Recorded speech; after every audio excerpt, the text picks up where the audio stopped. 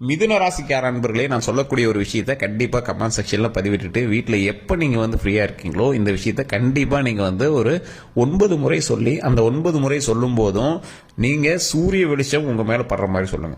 சூரிய வெளிச்சம் உங்கள் மீது படணும். நீங்க சூரியனை பார்த்து சொன்னாலும் உங்களுக்கு ரொம்ப நன்மைதான். இது சொல்லியும் ஒரு சில விஷயங்கள் நடக்கல அப்படின்னா, நீங்கள் நினைத்த காரியத்திற்கு நடப்பதற்காக தான் இதை சொல்றது. சொல்லியும் உங்களுக்கு ஒரு சில விஷயங்கள் அந்த 12 நாட்கள் நடக்கல அப்படின்னா உங்களுடைய ஜாதகத்தை கண்டிப்பா நீங்க செக் பண்ணியே ஆகணும். இந்த மிதுன ராசிக்கு இதை சொன்னால் பலன் கிடைக்கும் அப்படிங்கிறது விதி.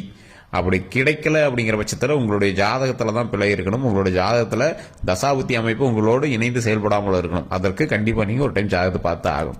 அதுக்குமே நம்மகிட்ட கீழே டிஸ்கிரிப்ஷன் நம்பர் கொடுத்துருங்க. வேணும் அப்படின்னா நீங்க டீட்டெயில் எந்த ஒரு டீட்டெயில் இருந்தாலும் நீங்க கேட்டு தெரிஞ்சுக்கலாம். டவுட் இருந்தாலும் நீங்க பேசி தெரிஞ்சுக்கலாம். சரி சார், இந்த மிதுன ராசிக்காரர்கள் அவங்களுடைய பண்பு நலன்கள்னு ஒன்று இருக்கும். இந்த மிதுன ராசிக்காரர்களோடு எந்த ராசி இணைந்தால் தொழிலில் முன்னேற்றம், எந்த ராசி இணைந்தால் குடும்பத்தில் முன்னேற்றம், எந்த ராசி இணைந்தால் குடும்பத்தில் மகிழ்ச்சி, எந்த ராசி இணைந்தால் உடல் ஆரோக்கியம் நல்லா இருக்கும், இது எல்லாத்தையுமே உங்களுக்கு தெரியணும் அப்படின்னா கீழே கமெண்ட் செக்ஷன்ல டிஸ்கிரிப்ஷன்ல இந்த கமெண்ட் செக்ஷன்ல கேட்டுட்டே இருக்கீங்க. டிஸ்கிரிப்ஷன்ல நம்பர் இருக்கு சார், தெளிவா சொல்றேன். நிறைய பேர் கேட்குற ஒரே டவுட், டிஸ்கிரிப்ஷன்ல போன் நம்பர் இருக்கு. அதே மாதிரி ஃபேஸ்புக்கில் பார்த்தீங்கன்னா ஸ்க்ரீன்லேயே ஃபோன் நம்பர் இருக்கும். எந்த டவுட் இருந்தாலும் அதில் ஃபோன் பண்ணி கேட்டுக்கோங்க. இந்த நான் சொல்லக்கூடிய விஷயம் ராசி பலன் தான். மிதுன ராசிக்கு ராசி பலன். இந்த ராசியில எப்படி இருக்கும், இந்த 12 நாட்களுக்கு எப்படி அமைய போகுது, இந்த நாட்களுக்குள்ள எப்படி இருக்க போகுது அப்படிங்கறத பொறுத்து தான் இந்த ராசியோட கணிப்பு இருக்கும். ஸோ அதனால நீங்க ஒரு டைம் உங்களுடைய தனிப்பட்டையான கேள்விகள் இருக்கு அப்படின்னா நீங்க கண்டிப்பா நீங்க கமெண்ட் செக்ஷன்ல கேட்டுட்டு இருக்காம கீழே இருக்கிற ஃபோன் நம்பருக்கு ஃபோன் பண்ணிருங்க. எந்த ஒரு விஷயமா இருந்தாலும் சொல்லி சால்வ் பண்ணிக்கலாம். சரி சார், இந்த மிதுன ராசிக்காரர்கள் அவங்களுடைய பண்பு நலன்கள் அப்படின்னு பார்க்கும்போது ஒரு 100 பேர் இருக்காங்க அப்படின்னா அந்த மிதுன ராசிக்காரர்ல தனியா செலக்ட் பண்ணிடலாம். இவரு தான்ப்பா இது அப்படிங்கிற மாதிரி. மற்றவங்களோட வாழ்க்கையோட ஹிஸ்டரிலாம் எடுத்து பார்க்கும்போது ஒவ்வொருத்தரும் ஒவ்வொரு வகையான சாகசம் பண்ணியிருப்பாங்க. அது பண்ணா இது பண்ணா அப்படிலாம் நிறைய இருப்பாங்க. இந்த ராசிக்காரர் மட்டும் ரிஸ்க் எடுக்கிறதுல கொஞ்சம் கவனமா இருப்பாங்க. எதுக்கு ரிஸ்க், நம்ம பொழப்ப பார்ப்போம், ஏன் நம்ம தேவையில்லாம இது பண்ணோம் அப்படிங்கிற மாதிரிலாம் யோசிப்பாங்க. பள்ளி வாழ்க்கையிலேயே இவங்களுடைய பிரச்சனைகள் நிறைய இருந்திருக்கும். ஸ்கூல் படிக்கும் போதே, இப்போ அவருக்கு 50 வயசு இருக்கலாம், ஆனா ஸ்கூல் படிக்கும் போதே இவங்களால மறக்க முடியாத நினைவுகள், மறக்க முடியாத பிரச்சனைகள்லாம் இது அதிகமா இருக்கும். எதிர்பாலினத்தவர்கிட்ட சின்ன சின்ன சண்டை சச்சரவுகள் நடந்திருக்கிறதுக்கான வாய்ப்புகள் அதிகம். இந்த ராசிக்காரர்கள் ஒரு முக்கியமான ஒரு போலீஸ் கேஸ்ல மாட்டாம இருந்திருக்கவே மாட்டாங்க. அப்படி உங்களுடைய வாழ்க்கையில இருக்கு அப்படின்னா கண்டிப்பா வருங்காலத்துல கூட இருக்கலாம். அது பெரிய கேஸ்லாம் சொல்ல முடியாது. ஒரு போலீஸோட கேஸ்ல மாட்டி உங்ககிட்ட ஒரு கேள்வி கேட்காத அளவுக்காவது நீங்க இருக்க மாட்டீங்க. இந்த அளவுக்கு ஒரு அடாவடியான ராசி அப்படின்னு சொல்லலாம், ஒரு உஷாரான ராசி அப்படின்னு சொல்லலாம். இந்த ராசிக்காரர்களுக்கு முதுகு சம்பந்தப்பட்ட பிரச்சனைகள் வருவதற்கான வாய்ப்புகள் அதிகமாக இருக்கு. தோல் சம்பந்தப்பட்ட வியாதிகள் சின்ன சின்ன வியாதின்னு சொல்ல முடியாது, ஏதோ தேம்பலோ இல்ல மருவோ இந்த மாதிரி விஷயங்கள் இருக்கிறதுக்கு வாய்ப்புகள் அதிகமாகவே இருக்குது. இவங்களுடைய வாழ்க்கையில கடந்த 2 வருடங்கள்ல ஒரு டைமாவது ஹாஸ்பிட்டல் சம்பந்தப்பட்ட மருத்துவ செலவுகளுக்கு ஒரு 2 நாள் அல்லது 3 நாள் நீங்க அட்மிட் ஆயிருக்கிற வாய்ப்புகள் இருக்கு. அது உங்களுக்காக இல்லை அப்படின்னாலும் உங்களுடைய ஃபேமிலிக்காக யாருக்காவது ஒரு 2 நாள் 3 நாள் அட்மிட் ஆயிருப்பீங்க. அது அப்புறமேட்டு சரியாயிட்டு நீங்க வேலையை பார்க்க ஆரம்பிச்சிருப்பீங்க. இந்த ராசிக்காரர்களுக்கு குடும்பத்தினுடைய சப்போர்ட் 50-50% தான் இருக்கும். திட்டுவாங்க, மிரட்டுவாங்க, அதுக்கப்புறம் மறுபடியும் உங்களோட சேர்ந்து அதை பண்ணுப்பா இதை பண்ணுப்பாருப்பாங்க. மறுபடியும் நாளாக நீங்க சக்சஸ் ஆகும்போது உங்க நார்மலாக பேசிக்குவாங்க. குடும்பம் அப்படிங்கிறது உங்களுடைய தாய் தந்தையர் மனைவி அது மட்டும் இல்லை, உங்களுடைய ஃபேமிலி பேக்ரவுண்டே நான் சொல்றேன். இந்த ராசிக்காரர்களுக்கு தொழில் ரீதியான நிறைய விஷயங்கள்ல சின்ன சின்ன டவுட் இருக்கும். அதை நடத்தலாமா வேண்டாமாங்கிற சந்தேகங்கள் இருக்கும். நீங்க நடத்துறதுக்கு போவீங்க, அதன் மூலமா சின்ன சின்ன கடுப்பு சிக்கல்கள்லாம் வந்திருக்கும். இருந்தாலும் பலரினுடைய உறுதுணையோட உங்களோட நண்பர்கள் வட்டாரம் உங்களுக்கு கொஞ்சம் அதிகம். ஆனா நண்பர்கள்ட்ட நீங்க அதிகமா சந்திச்சது துரோகத்தை தான். அவங்களுடைய அனுகூலமான ஒரு சில நண்பர்களுடைய அனுகூலமான ஒரு பார்வையினால உங்களுக்கு ஓரளவுக்கு அந்த தொழில மற்ற பிரச்சனைகளாலையும் ஓரளவுக்கு சால்வ் ஆயிருக்கும்.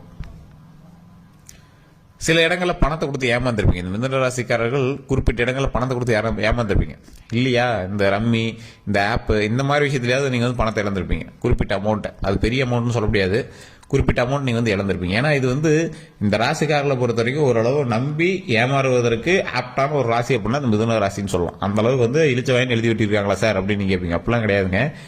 நீங்க பாசத்தினாலேயோ இல்ல அதீத ஆசையினாலேயோ தான் நீங்க ஏமாந்துருப்பீங்க. வேணே நீங்க போய் ஏமாறக்கூடிய ஆளே கிடையாது.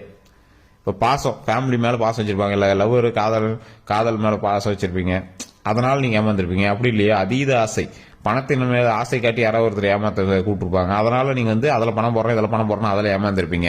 இல்லை வேலை வாங்கி தரேன்னு ஏதாவது சொல்லியிருப்பாங்க, அதில் நீங்கள் போய் ஏதாவது லாஸ் ஆகி மாட்டிருப்பீங்க, தேவையில்லாம அதில் ஏமாந்துருப்பீங்க. ஸோ இந்த மாதிரி நிறைய விஷயங்கள் இருக்கு. அதன் மூலமாக நீங்கள் ஏமாந்துருந்தாலும் தானே ஒழிய மற்றபடி உங்களுக்கு பெரிய ஏமாற்றங்கள் இருக்கிறதுக்கான வாய்ப்புகள் ரொம்ப கம்மி. இந்த ராசிக்காரர்கள் முன்னோர்களினுடைய சின்ன சின்ன விஷயங்கள் மூலமாக நன்மையை அள்ளக்கூடியவர்கள். அதே மாதிரி இன்னும் 50% சொல்ல போனா இந்த முன்னோர்களினுடைய பாவத்தினால் நீங்க வந்து மாட்டிக்கொண்டவர் அப்படின்னு சொல்லலாம். அதுல இருந்து வெளியே வரதுக்கு நீங்க குலதெய்வ வழிபாடு கண்டிப்பா பண்ணணும்.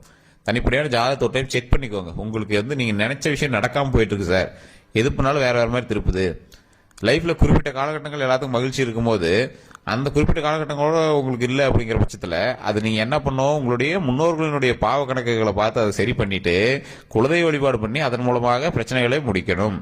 அதற்கு தனிப்படையான ஜாதகம் பார்த்தீங்க அப்படின்னா தான் உங்களுடைய குடும்பத்தினுடைய எல்லா சிக்கல்களையும் தீர்ப்பதற்கு ஒரு வழி கிடைக்கும். நிறைய பேருக்கு தெரியறது ஜாதகம் நல்லா தான் சார் இருக்கு, மிதுன ராசி ஜாதகம் சூப்பரா இருக்கு, ஆனா ஏன் சொன்னதெல்லாம் நடக்க மாட்டேங்குது? அப்ப வேற 3 காரணம் தான். ஒண்ணு குடும்பத்தினுடைய முன்னோர் பாவ செயல்கள் ஏதாவது இருக்கா அப்படின்னு பார்க்கணும், இல்ல ஜாதகத்துல ஏதாவது தோஷம் இருக்கா அப்படின்னு பார்க்கணும், இல்லையா அதுவும் இல்லையா உங்க கூட இருக்கக்கூடிய ஜாதகத்தினால் உங்களுக்கு பாதிப்புகள் இருக்குதா அப்படின்னு செக் பண்ணணும். இது 3 தான். உங்க ஜாதகம் நல்லா இருக்கு அப்படின்னா இது 3 தானே உங்களை வந்து டைவர்ட் பண்ணும். ஜாதகமும் நல்லா இருக்கு, ஜாதகத்துல எந்த பிரச்சனையும் இல்லை, ஆனா உங்களுக்கு வந்து எந்த ஒரு ஹாப்பியான மூமெண்ட்டும் நடந்த மாதிரி தெரியல அப்படின்னா இந்த 3 தான் காரணம். ஸோ அதை நீங்கள் சரி பண்ணீங்க அப்படின்னாவே ஆப்டான ஒரு நல்ல விஷயமாக இருக்கும். நிறைய பேருக்கு தெரியறதில்ல, பெரிய பெரிய விஷயங்கள்லாம் நிறைய பண்ணுறாங்களே தவிர நிறைய பேருக்கு இது தெரியறதே இல்லை. சார் ஆமாம் சார் நிறைய பேர் சொன்னாங்க, ஆனால் முன்னோர்கள் அது எப்படி சார் பண்ணுறது? ஒருத்தர் ஒரு சிலர்லாம் கூட்டு போய் பூஜை பண்ணாங்க, ஆனால் பெரிய எஃபெக்ட்லாம் தெரியல அப்படிங்கிறீங்களா? நிறைய விஷயங்கள் உள்ள இருக்குங்க, அது நிறைய உங்களுக்கு தெரியறதில்ல. சும்மா மேலாப்புல யாரோ சொல்றாங்க, சிலர் நம்பகத்தன்மை இல்லாம அதை போய் செய்யணும், காசு தான் வாங்குறாங்க காசு ஏமாத்துறாங்க நினைச்சிட்டு போயிட்டு விட்டுறீங்க. ஸோ அதை கரெக்டான விஷயத்த கரெக்டா நீங்க பண்ணீங்க அப்படின்னா எந்த ஒரு இஷ்யூமே வராது அதுல. இன்னொன்னு என்ன அப்படின்னா, இந்த ராசிக்காரர்களை பொறுத்த வரைக்கும் நீங்க தொழில் தொடங்கலாம் அப்படிங்கிற ஆசை உங்களுக்கு அதிகம். நீங்க வேலைக்கு தான் போயிட்டு இருப்பீங்க, சார் அவன் பாருங்க சார் நிம்மதியா இருக்கான் சார், தொழில் தொடங்கி அவன் பாட்டுக்கு இருக்கிற வேலையை பார்த்து நிம்மதியா இருக்கான் சார் அப்படின்னு. ஆனா என்ன ஒரு காரணம்னா, அந்த மிதுன ராசிக்காரர்கள் மோஸ்ட்லி நீங்க வேலைக்கு தான் போயிட்டு இருப்பீங்க. தொழில ஒரு 30% பேர் தான் நீங்க தொழில பண்ணிட்டு இருப்பீங்க. அந்த 30% பேர் பண்ணக்கூடிய தொழிலை பார்த்து மீதி இருக்கக்கூடிய 70% பேர் பொறாமப்படுவோம். ஆனா சம்பளம் வந்து பாத்தீங்கன்னா இன்கம் அந்த தொழிலை விட இவங்களுக்கு சம்பளத்தில் அதிகமா தான் இருக்கும். இருந்தாலும் அந்த மன நிம்மதி தொழில தானே சார் இருக்கு. வேலையில எவ்வளவு பிரஷர் தெரியுமா சார் அப்படிங்களா இருப்பீங்க. வேலையில சின்ன சின்ன இடமாற்றங்கள்னால உங்களுக்கு சரியான டென்ஷன்லாம் இருக்கும். உங்களுக்கு மேல இருக்கிறவனுக்கு கிடைச்ச ப்ரமோஷன், உங்களுக்கு மேல இருக்கிறவனுக்கு கிடைக்கக்கூடிய கிரெடிட், உங்களுக்கு மேல இருக்கிறவனுக்கு கிடைக்கக்கூடிய நல்ல விஷயங்கள் கூட உங்களுக்கு கிடைக்கலையே அப்படின்னு ரொம்ப சந்தேகப்பட்டும் கஷ்டப்பட்டு நீங்க வந்து மன வருந்தி உங்க வீட்டுல எல்லாம் போய் அழுதுருப்பீங்க. இது வந்து உங்களுடைய நேரம் அப்படிங்கிறது தான் சார் சொல்றேன். இதுல உங்களுக்கு வேற ஒண்ணுமே கிடையாது, நேரம் உங்களை வந்து வச்சு செஞ்சுட்டு இருக்கு. இதுக்கு மேல உங்களுக்கு நன்மைக்கான காலகட்டம் தான். அந்த நன்மை நடக்கல அப்படின்னா உங்களுடைய அடிப்படையான ஜாதகத்தை நீங்க செக் பண்ணணும். சார் எல்லாமே சொல்றாங்க சார் நல்லா தான் இருக்குன்னு சொல்றாங்க சார், ஆனா திருமணம் ஆகாதவங்களும் திருமணம் அமையாம தடுத்துட்டு இருக்கு, குழந்தை இல்லாதவங்களும் குழந்தை இல்லாம தடுத்துட்டு இருக்கு அப்படின்னா 2க்கும் காரணம் உங்களுடைய ஜாதகம் தான். அதெல்லாம் தெரியுது, ஜாதகம்லாம் தெரியுது. ஜாதகத்தை யூடியூப்ல சொல்லிட்டு இருக்கிறீங்களே, என்ன தெரிஞ்சுக்கிறது? ஜாதகத்தை யூடியூப்ல யாருமே சொல்ல சார், ராசி பலன் தான் சொல்லிட்டு இருக்காங்க. அது நிறைய பேருக்கு தெரியறது இல்லை.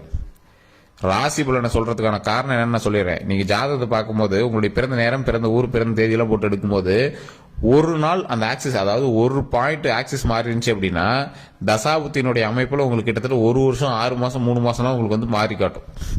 இப்போ 7.5 சனி வந்து உங்களுக்கு 7 வருஷம் இருக்கு அப்படின்னா நீங்க ஒரு நிமிஷம் தப்பா சொல்றீங்க, 10:10க்கு நீங்க பிறந்திருக்கீங்க, 10:09 சொல்லிட்டீங்கன்னு வச்சுக்கோங்களேன், அப்படியே வேற வேற மாதிரி காட்டும். ஒரு 7 வருஷம் 7 வருஷம் காட்டுறது திடீர்னு வேற ஒரு 7 வருஷம் காட்டும். அது நிறைய பேர் தெரியறதில்ல. அது வந்து அந்த நேரத்தில் அந்த ஆக்சிஸ் எதை நோக்கி இருக்குது, சனியினுடைய பார்வை உங்களுக்கு எதை நோக்கி இருக்குது, அந்த மாதிரி அது கணிப்பு. குருவினுடைய பார்வை உங்களுக்கு எதை நோக்கி இருக்குது, சுக்கிரனுடைய பார்வை உங்களுக்கு எதை நோக்கி இருக்கு. சுக்கிரன் வந்தா லக்ஸுரி, அந்த லக்ஸுரினஸ் உள்ள வந்தா அது எதை தடுக்குது, தடுக்காம அது எப்படி நம்ம கிட்ட வரும். திசை எந்த பக்கம் திரும்பி இருக்கு, புத்தி எந்த பக்கம் திரும்பி இருக்குது. ஸோ இந்த மாதிரி நிறைய விஷயங்கள் தசாபுத்தின் மூலமா வந்து உள்ள கால்குலேஷன் இருக்குது. அது நிறைய பேர் தெரியறதில்ல. சும்மா மேலா இந்த மாதிரி வந்துச்சா ஓகே சார் அப்படிம்பாங்க. 7.5 சனியில பயங்கரமான கஷ்டங்கள்லாம் அனுபவிச்சிருப்பீங்க, அந்த அளவுக்கு பண வரவு சந்திச்சிருப்பீங்க குறிப்பிட்ட காலகட்டத்தில். ஆனா சில நேரத்தில் கடனை சந்திச்சு மிகப்பெரிய சிக்கல்லாம் மாட்டிருப்பீங்க.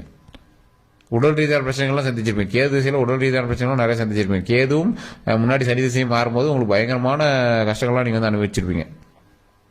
சுக்கிரன் வரும்போது பயங்கர பண வரவுகள் வரும், மகிழ்ச்சியான லக்ஸூரியஸான லைஃப் வரும். ஏன்னா முன்னாடியே கஷ்டத்தை அனுபவிச்சாச்சு இல்ல. ஸோ அதனால அந்த மாதிரி நேரங்கள்லயும் மிகப்பெரிய நன்மைகள் வர்றதுக்கான வாய்ப்புகள் அதிகமாக இருக்கிறதுனால ஒவ்வொரு விஷயத்தையும் கால்குலேட் பண்ணி தான் நம்ம வந்து ஜாதகத்தை செக் பண்ணணும். இதற்கு நீங்க தனிப்படையான ஜோதிடத்தை ஒரு டைம் செக் பண்ணியே ஆகணும். அதே மாதிரி இந்த ராசிக்காரர்கள் நீங்கள் சொல்ல வேண்டிய ஒரு முக்கியமான மந்திரம் அப்படின்னா ஒன்னே ஒண்ணுதான். ஓம் ஐம் ரீம் வேல் காக்க, ஓம் ஐம் ரீம் வேல் காக்க, ஓம் ஐம் ரீம் வேல் காக்க, ஓம் ஐம் ரீம் வேல் காக்க, ஓம் ஐம் ரீம் வேல் காக்க. இது நீங்க எத்தனை தடவை சொல்றீங்களோ அத்தனை தடவை உங்களுக்கு நன்மை நடந்தே தீரும். இது இந்த காலகட்டத்தில் உங்களை காப்பாற்ற மிகப்பெரிய கவசமாக வந்து காப்பாற்றும் இந்த கந்த சஷ்டி. இந்த கந்தசஷ்டி கவசத்துக்கு ஈடான ஒரு மந்திரம் அப்படின்னா இந்த ஒரு மந்திரம் தான் சொல்லுவாங்க. ஓம் ஐம் ரீம் வேல் காக்க. இதனால மிகப்பெரிய நன்மை நடக்கும். இது நீங்க சொல்லி பார்த்துட்டு அடுத்த 12 நாட்கள் வந்து கமெண்ட் செக்ஷன்ல பதிவிடுங்க. வேற எந்த சந்தேகம் இருந்தாலும் கீழே ஃபோன் நம்பர் கொடுத்துருக்க டிஸ்கிரிப்ஷன்ல அதுக்கு ஃபோன் பண்ணி நீங்க வந்து கேட்டு தெரிஞ்சுக்கலாம். எல்லோருக்கும் நன்றி நண்பர்களே. இந்த வீடியோ வந்து லைக் பண்ணுங்க. நான் சொன்னது உண்மை அப்படின்னா உண்மையை கமெண்ட் பண்ணுங்க. வேற எந்த சந்தேகம் இருந்தாலும் மறக்காம டைப் பண்ணுங்க. எல்லோருக்கும் நன்றி நண்பர்களே. ஃபோன் நம்பருக்கு ஃபோன் பண்ணி நீங்க வந்து பேசலாம். எல்லோருக்கும் நன்றி நண்பர்களே.